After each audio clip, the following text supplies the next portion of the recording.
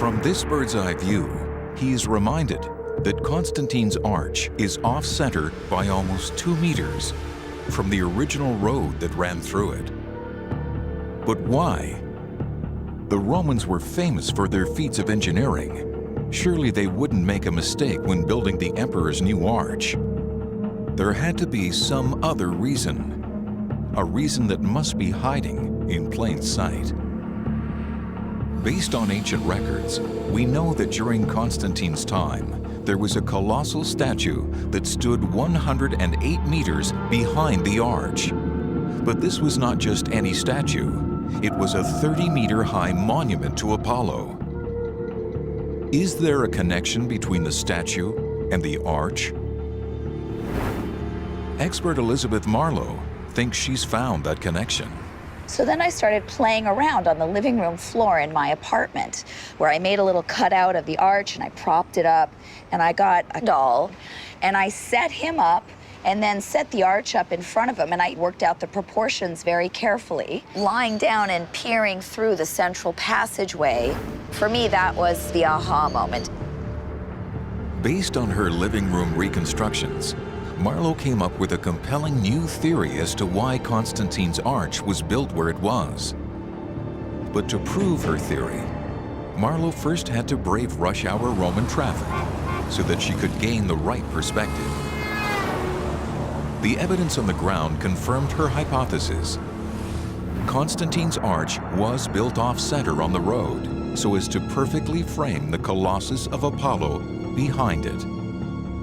According to Marlowe, as you entered Rome, you would have seen Apollo's head looming above the statue of Constantine on his arch, as if watching over Constantine.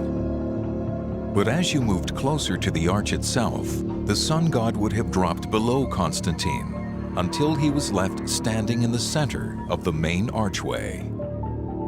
At the point when the statue is framed in the central passageway, it is the figure of Constantine that is now looming above in the sky. As the sun is setting, what is rising is Constantine, yes, yes. The arch is literally a reframing of the sun god, with Constantine on top of the arch. Marlowe has revealed a clear example where, on the surface, Constantine seems to be putting himself under Apollo, but covertly, he is letting us know that he is greater than Apollo.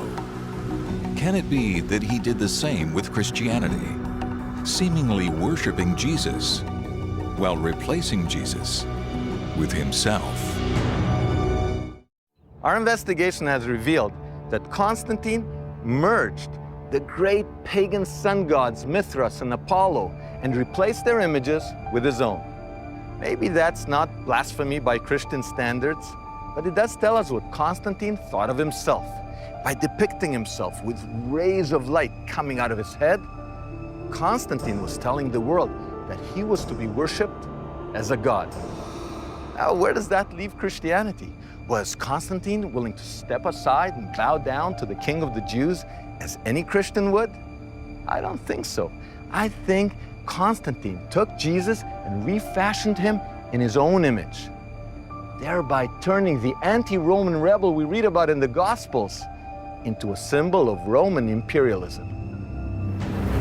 To find evidence for this, Simca travels to the Archbishop's Chapel in Ravenna, Italy, where there's a 6th century mosaic that depicts Jesus in a whole new light.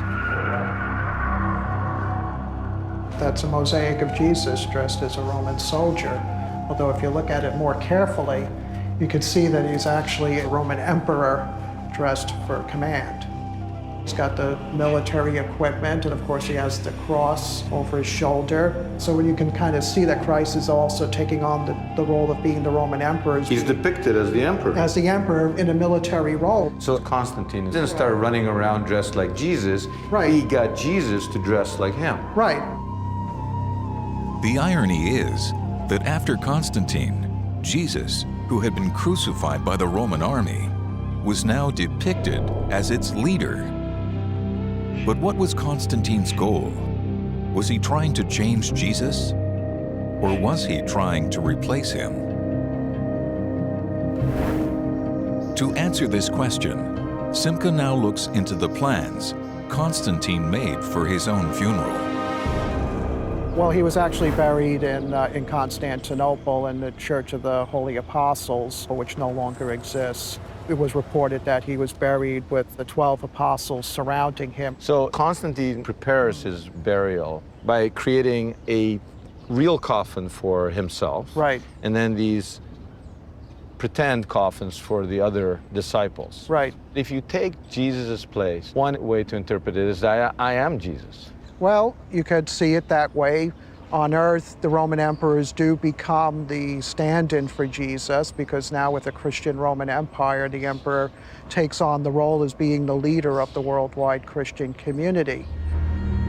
But by taking Jesus' place, did Constantine see himself as someone who could promote Jesus' message or subvert it? Can the Arch also answer this question?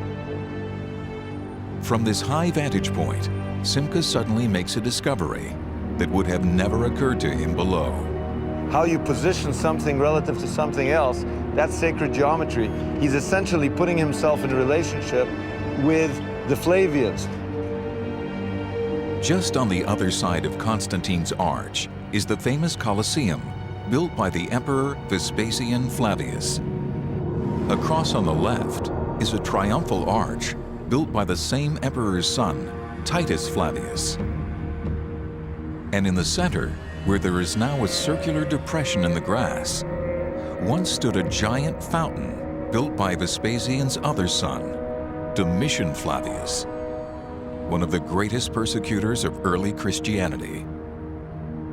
Why would Constantine want to associate himself so intimately with the Flavian dynasty? As it turns out, the first-century Flavian emperors have gone down in history as the men who destroyed Jerusalem and the Holy Temple in it. They could literally boast that they had torched the house of God. Jesus wept for the destruction of the temple.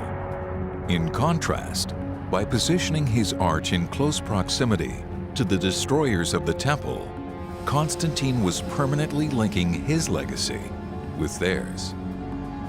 But if that wasn't enough, he celebrated the Flavian name as his own. He called himself Flavius Constantinus. Could it be that just as the Flavians boasted that they had defeated the God of Israel, Constantine schemed to defeat the religion that worshipped Jesus as God's Son? But as we have seen, Constantine was going to do it not by oppressing Christianity, but by adopting it. Not by defeating it, but by defining it. He would out-Flavian the Flavians. He wouldn't fight people, he would fight their ideas. He would defeat Jesus by transforming him from a crucified Judean rebel into a Roman emperor.